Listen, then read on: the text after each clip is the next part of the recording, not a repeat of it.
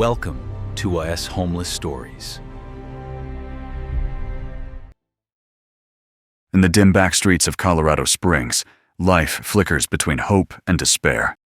They call this place Olympic City, USA, a land once radiant with promise, industry, and the pulse of the American dream. But behind that glow, thousands drift in silence, their names lost to the cold wind. In a city anchored by the U.S. Olympic and Paralympic Committee headquarters, the homelessness crisis detonates with unprecedented force, economic rifts laying bare a staggering 1,845 individuals trapped in nightly vulnerability, shattering records and overwhelming every safety net in sight. In 2025, 522 souls in El Paso County, Colorado slept without shelter each night, a 101.5% rise from the 259 in 2024, says the Pikes Peak Continuum of Care PIT count. But these aren't statistics. They are human stories of courage, loss, and the will to survive. This is not just homelessness. This is the heartbeat of Colorado Springs, crying out for compassion before it fades into the dark as we uncover in U.S. Homeless Stories.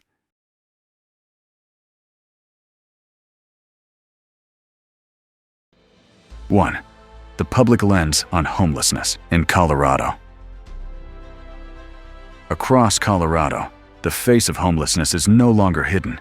It's right there in plain sight. On a cold Denver morning, you might see someone curled up under a thin blanket beside a steaming grate, trying to steal a bit of warmth before the sun rises. Some people glance away.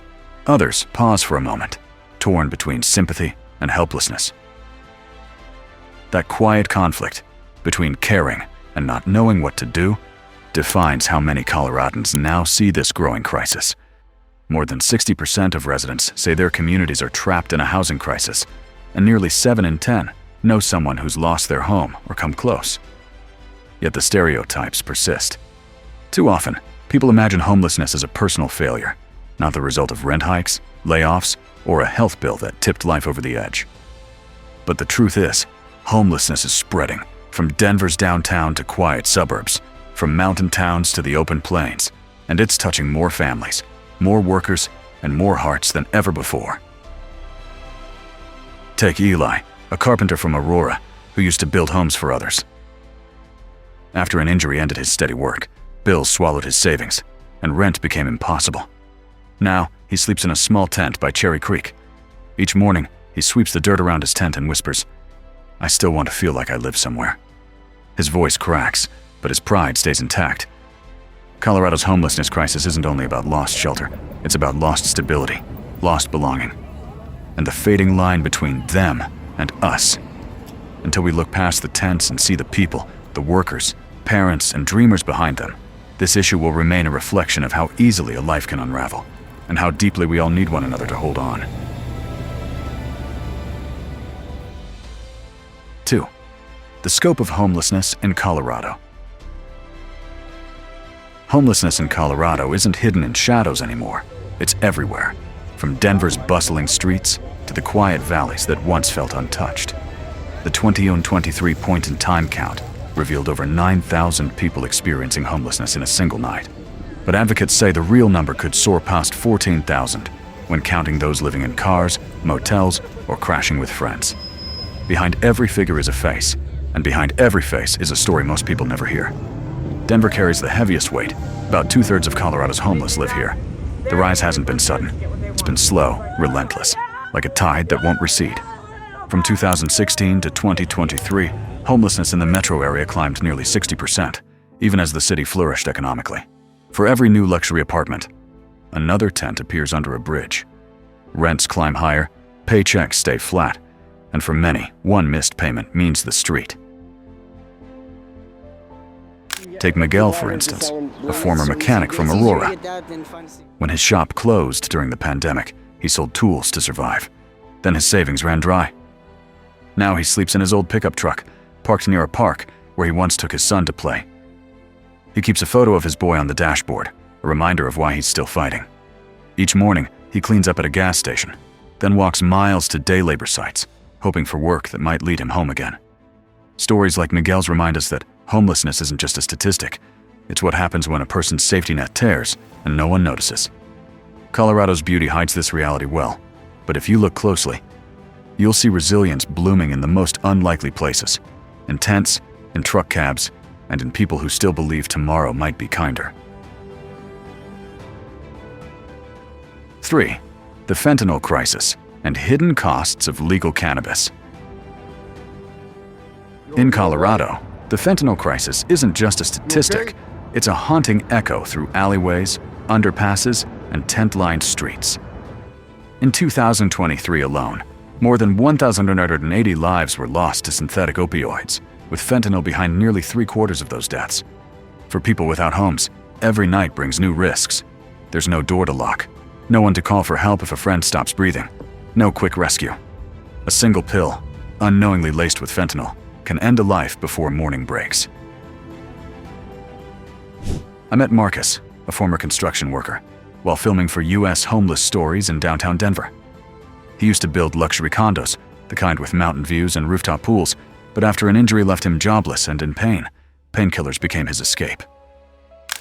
When the prescriptions ran out, fentanyl found him first. He showed me the scar from the surgery that changed everything, and with a shaky smile said, "It's funny, I built homes I could never afford to live in." A few weeks later, one of the volunteers told me Marcus didn't make it. He overdosed behind a gas station, a few blocks from the site where he once worked. Colorado's journey with legal cannabis adds another layer to this quiet storm. When it was legalized in 2012, it promised jobs and revenue, and it delivered. But for those already teetering on the edge, easy access sometimes deepens their spiral. Studies suggest that states with early legalization have seen higher homelessness rates, not because cannabis alone is the cause, but because its availability intersects with deeper cracks: mental health, poverty, and the human need to numb pain when life gets too heavy. Still, it's not a story of blame. It's a story of balance, of understanding that healing takes more than laws or programs. It takes compassion, connection, and the courage to look at people like Marcus not as statistics, but as reminders of how fragile security can be. That's why at US Homeless Stories, we keep telling these truths to show that behind every headline, there's a heartbeat worth remembering.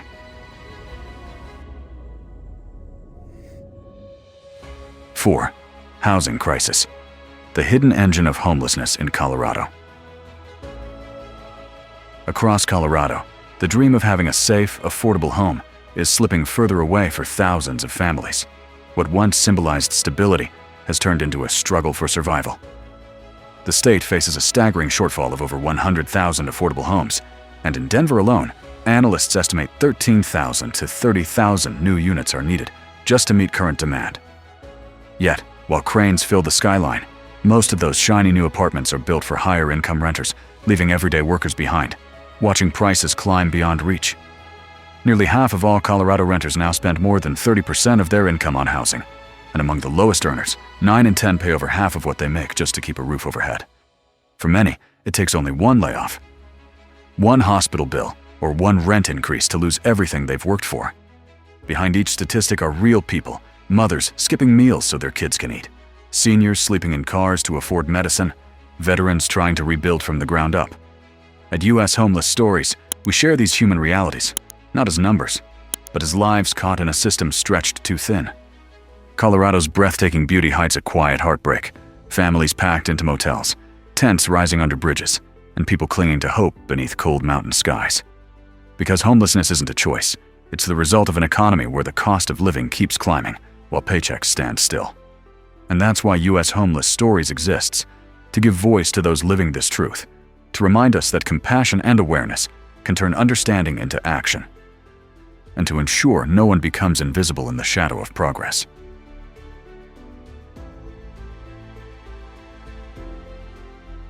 5. Life on the edge. Daily realities for Colorado's homeless. When night falls in Colorado, the streets become a battlefield of survival. Families huddle in cars, wrapping their kids in blankets and pretending the back seat is a bedroom. The hum of passing cars becomes their lullaby, and cold glass windows their only protection. In Denver, tents sway by the river as the wind cuts through. Every sound, a siren, a whisper, a step, can feel like danger. Some clutch small tools at night, not to harm, but to feel safe. When the city's camp sweeps begin, fragile lives are torn apart in minutes. Tents collapse, Belongings scatter, and a mother whispers, "We'll find another place," but she doesn't know where. These aren't just scenes. They're real lives holding on to dignity one day at a time.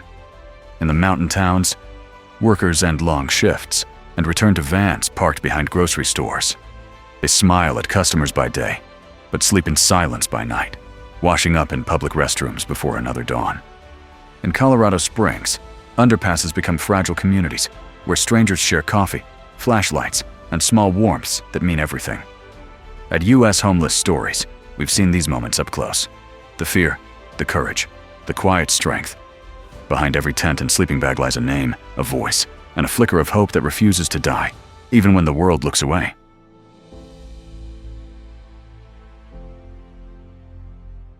Six, voices of protest from Colorado's homeless community. The air in Loveland felt heavy that morning, not just with the cold, but with frustration. Dozens of people stood outside the locked gates of the South Railroad shelter, clutching handmade signs that read, "Keep this shelter open," and "We deserve a safe place to live." For many of them, this wasn't just another protest, it was personal. That shelter had been their lifeline through freezing nights, a fragile piece of stability in a world that keeps moving without them. Among the crowd was Gail Randall, her voice trembling not from the wind, but from anger. "We don't want people thrown out in the snow," she said, her eyes glistening. "Let the public weigh in." To her, and to so many others, this wasn't about politics. It was about humanity. Yet, just days before, city officials had sent in crews to close the site, calling it a temporary measure. Temporary, maybe. But for those sleeping under its roof, it had been the only thing keeping despair at bay. In Denver, similar scenes play out again and again. Encampments swept away overnight, belongings tossed aside, people forced to start over from nothing.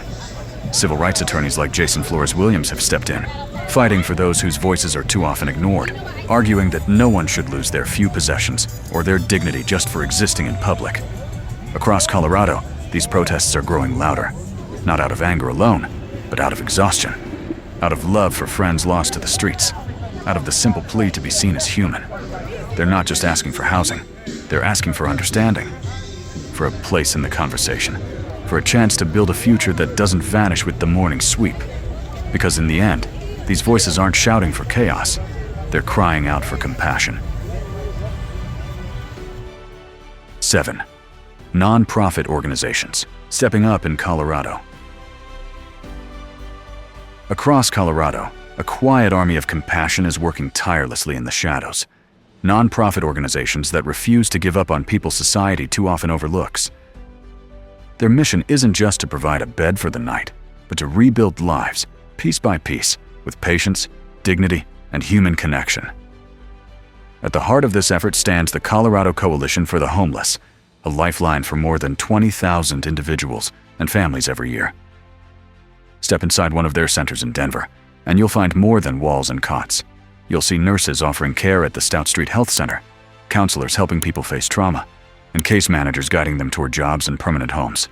Their housing-first approach believes stability starts with a door key, not endless paperwork. Across 23 supportive housing sites, residents find safety, therapy, and a reason to hope again. Even in Colorado's remote towns, their Rural Initiatives program reaches those forgotten by distance, proving compassion doesn't end at city limits. Then there's Urban Peak, where the focus is on youth, the most vulnerable and often the most invisible. Here, young people aged 12 to 24 find shelter, mentorship, and a sense of belonging. In 2024, the organization opened The Mothership, a single campus where these kids can access food, education, therapy, and warmth under one roof. These groups remind us that homelessness isn't an ending, it's a chapter. And with enough heart and persistence, Colorado's nonprofits are helping people rewrite theirs with courage, care, and a touch of hope. 8. Government Coping Strategies in Colorado, 2025. In 2025, Colorado stands at a crossroads between breathtaking mountains and the deepening reality of homelessness spreading through its cities and rural towns. This year, leaders are shifting from managing the crisis to healing it, treating homelessness not as a statistic, but as a human story that deserves both empathy and action. In Denver, the Department of Housing Stability is leading with purpose, prioritizing families on the brink, expanding affordable housing, and creating community land trusts to keep people rooted in their neighborhoods. These efforts aim to protect not just homes, but hope itself, helping residents rebuild their lives where their memories and connections still live. Across the region, the Metro Denver Homeless Initiative links counties and nonprofits, ensuring that data, funding, and outreach move in sync. Early signs show progress. More people are entering shelters, and fewer are left outside as nights grow colder. It's proof that when systems unite, change begins to feel possible. Further south, Colorado Springs' 2025-2030 Homelessness Response Action Plan blends enforcement with compassion. Outreach teams now visit camps not to push people away, but to guide them toward jobs, services, and safety. At U.S. Homeless Stories, we've witnessed how these policies meet real lives, mothers, veterans, and everyday people searching for a fresh start. Colorado's 2025 approach reminds us that solving homelessness begins with seeing humanity first and acting from the heart.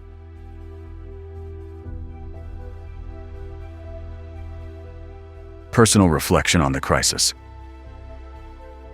Sometimes, when I walk through downtown Denver at night, I catch myself slowing down near those quiet corners where people huddle beneath blankets. The city lights shimmer above them, but down here, it feels like another world, one built on survival, not success.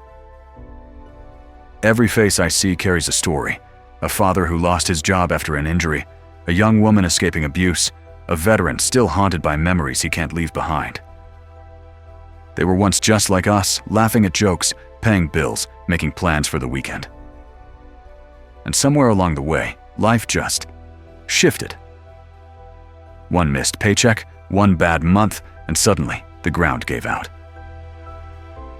What strikes me most isn't just the hardship, it's the quiet dignity they still hold. I've met people who share their last sandwich, who smile through exhaustion, who still say, "Thank you," even when the world has forgotten them. It makes you question what truly defines worth. We celebrate achievement, yet ignore endurance. We admire wealth, but overlook courage in those who keep fighting each day just to make it through. The more I witness, the harder it becomes to stay detached. I used to think compassion was about feeling sorry, but now I see it's about standing close, listening, seeing someone as fully human. Because this crisis isn't about them. It's about us, all of us. It's about how a society so rich in opportunity can still allow thousands to slip through its cracks. Maybe what we need isn't another policy first, but a change of heart. To look someone in the eyes and say, "You matter, you belong here too." Because when we finally choose to see people, not problems, that's when healing begins, not just for them, but for all of us.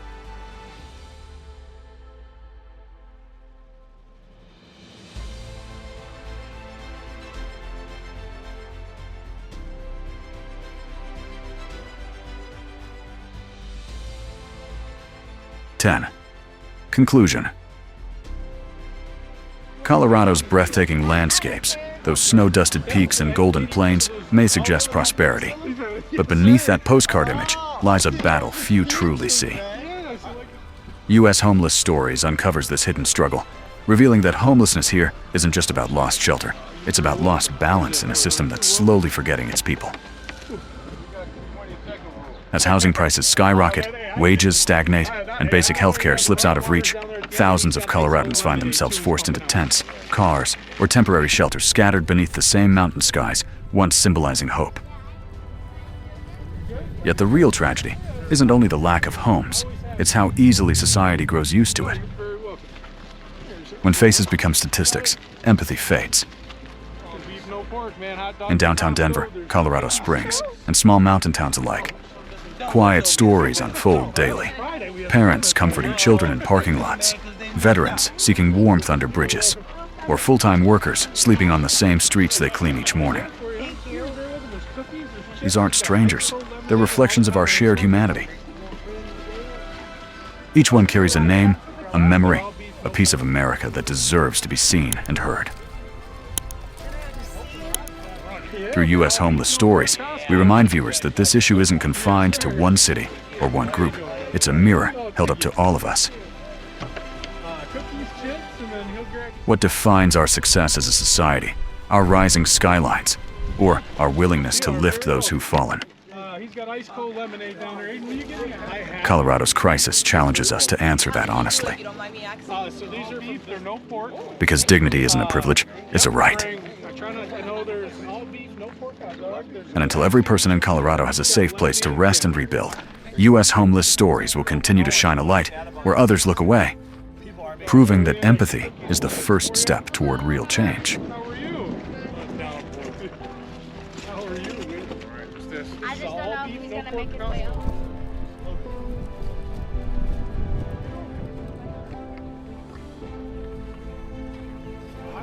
Yeah, we've been out here for almost an hour. Oh, damn. Yeah, oh yeah. It's that for you, and then there's some cookies, there's chips, and then he's got a lemon. Hey. He's got lemonade, so we got hot dogs and lemonade right now.